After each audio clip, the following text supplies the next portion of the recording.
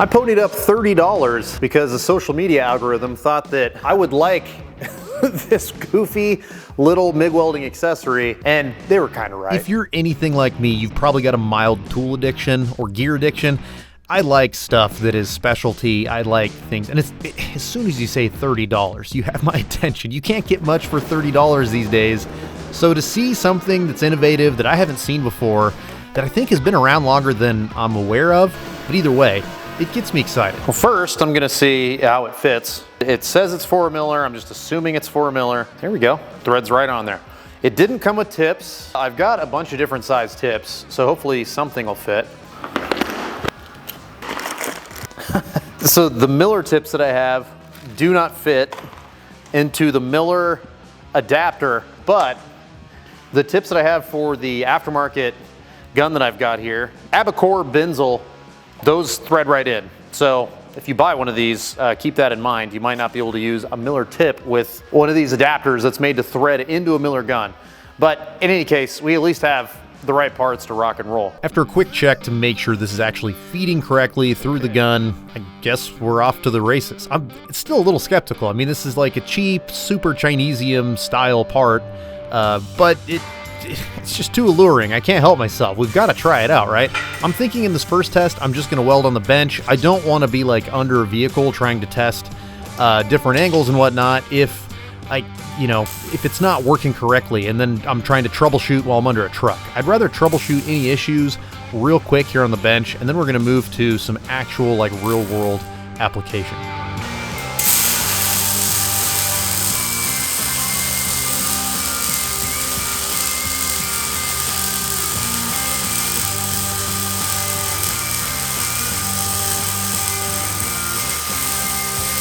It welds. I could have used a touch more heat in this weld, but this is a perfectly fine weld, and it was really cumbersome to do through this like 9-inch long extension.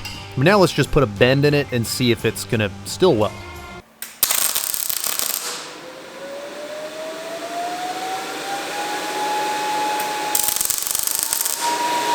Something's not right. That's not near as smooth as it was before. That's not a good weld. First thing I always check, of course, is the ground. And the ground seems fine, so I'm just going to straighten this back out and see if it's going to weld smooth again like it did a minute ago. That's better. Let's put a bend in it. And welding like crap again.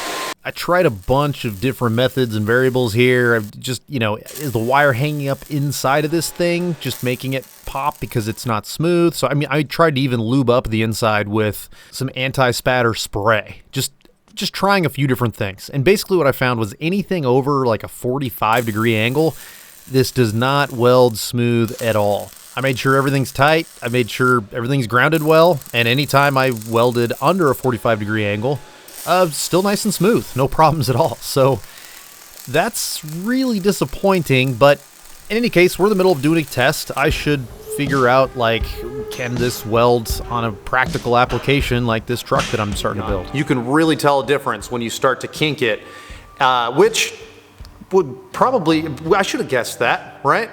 That seems like that would be pretty reasonable.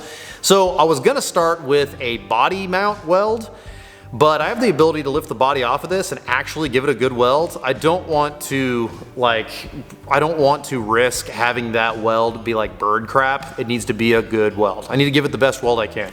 So what we're gonna do is we're gonna do a very common weld, which is what I think a lot of people would even watch this video for, and that's exhaust. I'm in a unique position where I can slide under there with my welder. I can do a blind weld over the top of exhaust, and because I haven't chopped the frame down on this truck yet, you're gonna have a really good view of how this thing is performing better than I will. So I think we're gonna do that instead of the body mount. I already think that this isn't gonna go as well as I was hoping, but we're gonna give it a shot anyway. Instantly, I was very thankful that this has such a long reach, because I was able to just kind of reach up and over this drive shaft and, like 10 inches away or 12 inches away from where my trigger finger is, I can weld, which is awesome. So then I just use my other hand to kind of like guide where I think the puddle's gonna be. I can kind of see what's going on up there, but I'm welding exhaust like I usually do, just kind of short bursts. I am welding a little bit hot, but everything is working smooth now, which is a huge relief.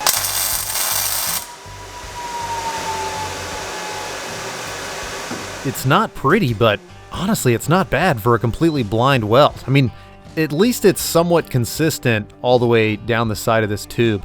So now I'm going to try to weld it from the other side and see if I can reach over or find a way to contort this this weird eBay product to help me make a full weld all the way around the exhaust. And I know that I could get this up on the lift and that would make it easier, but I know a lot of people who watch this channel don't have lifts, so I'm trying to do like a practical use like you would at your garage.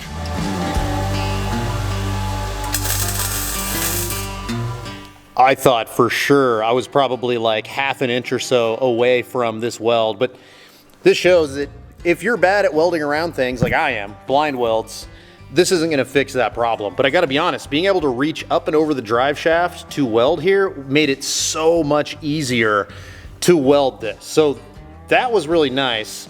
And I was able to curve up and around here. As you can see, if this, there's a giant gap here, so that's definitely something I would take advantage of if I was doing exhaust. So I was able to get it up and over. If I had a mirror or something and I could see what I was doing, I definitely could have welded that all the way across by having my the gun over here and having it just whip around that corner. So this is working in like a practical application, which is really nice.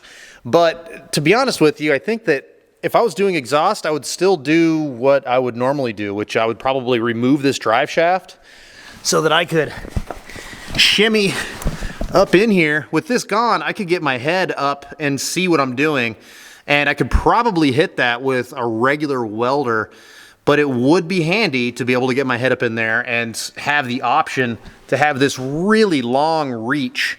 The reach is almost more valuable than being able to turn it super sharp. So that's something that I was not expecting. I mean, you saw it. I changed my mind twice about this thing in this video, but now I like it again. I liked it at the beginning of the video when I thought what it was gonna be capable of.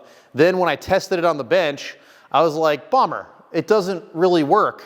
And then when I actually used it in a practical application, I realized that having an extension is actually more valuable than being able to put a U in it. Like, this is cool, but if it can't weld like this, then what good is it?